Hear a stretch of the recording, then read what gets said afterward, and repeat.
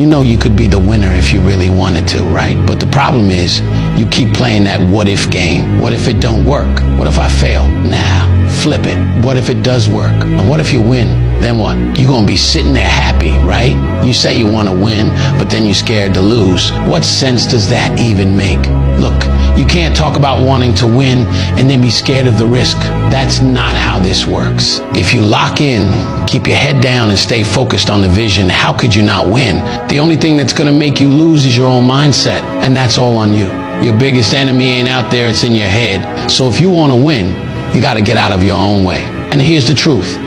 Every time you doubt yourself, you're slowing down your own progress. You either believe in yourself or you don't.